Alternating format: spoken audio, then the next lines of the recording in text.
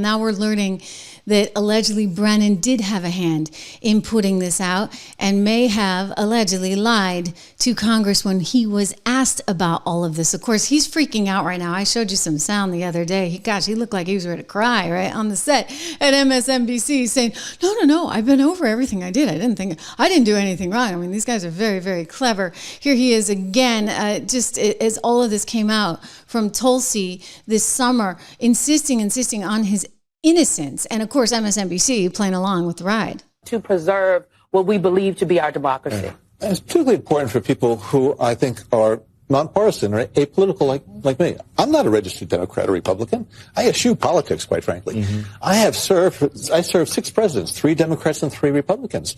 I didn't agree with all the policies of any of them, but yet I respected them. I thought that what they were doing was what they thought was in the best interest of the United States. But our institutions, the Department of Justice, the FBI, the CIA, the NSA, Defense Intelligence Agency, all of these really are so critically important to our national security, but also global peace and security.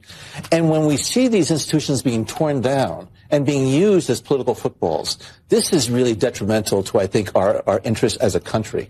And that's why I think it's important for people to speak out, not to do it for political reasons, but to call people out when they're saying things that are wrong, when they're misrepresenting, mischaracterizing the facts, because the American people are going to all the different news organizations, and they're being misinformed. But God forbid anybody call you out, right? Frankly, I don't. Like, just to be very, very clear, like, we're not allowed to call you out. You guys made that really clear. I experienced it firsthand, okay? I can tell you my whole personal experience. So I know that only one side was allowed to call one side out. And we know how they did that and what they did. Here is Barack Obama's response to it all as Tulsi released this information. Again, we're going back in time a little bit. I mean, we're going way back in time, right? Back to 2016. But as Tulsi's revealed all of this, and she did so over the summer, the Senate, the House Judiciary Committee has been reviewing all this material as well. And so what we know today is that Jim Jordan has referred all of his gatherings and all of the intel that he was able to put together over to the DOJ, to Pam Bondi for review. So, you know who's really mad about it right now? Barack Obama. Here's what he has to say. So breaking just moments ago, former President Obama's office responding after Director of National Intelligence Tulsi Gabbard accused his administration of using, quote, manufactured intelligence about President Trump and Russia.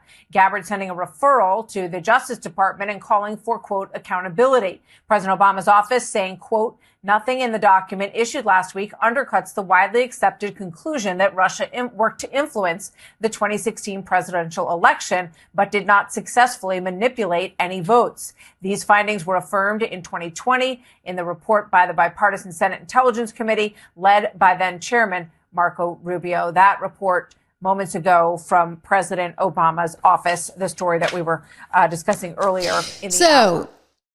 Obama's got all the walls closing in around him, and he may be at risk here. I mean, he does have probably presidential immunity. He can thank Donald Trump for that one, right? But the other folks around him don't really have the same kind of immunity.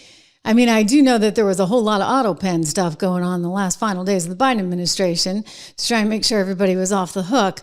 But I don't think it's going to get them that far, in part because, hey, if he didn't know what he was signing, we're going to get to that with KJP in a second, then really does any of that exist? I will tell you he's very mad and has been very mad about all of this. One, Rachel Maddow, who does her once a week show over there for now on MSNBC, she's basically declaring this some kind of version of, this is somehow, 1930s Germany. This is like authoritarian, you know what? And, we know what she is, shall we say.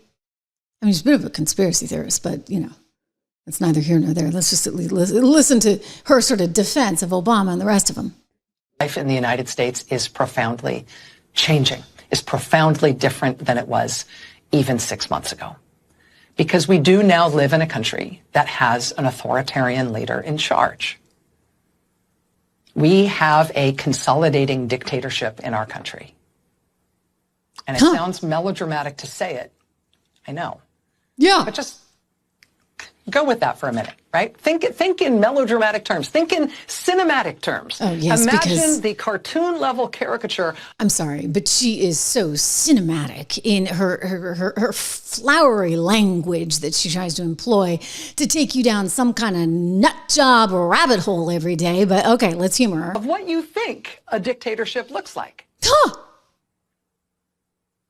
I mean, it's secret police, right?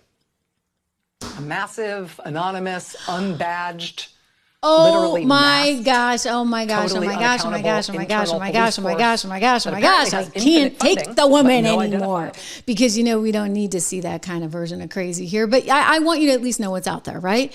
What did we hear the other day on The View? Oh, he's sending National Guard to Chicago, to California, so he can, quote, steal the election. This is the insanity. I mean, like, they have no options, guys. They're totally out of options. And so they got caught with their hand in the cookie jar, okay? They got caught. It's all coming out. There's indictments every which way to Sunday. And now the media's answer is, oh, well, this is a dictatorship. And by the way, he's going to steal the midterms.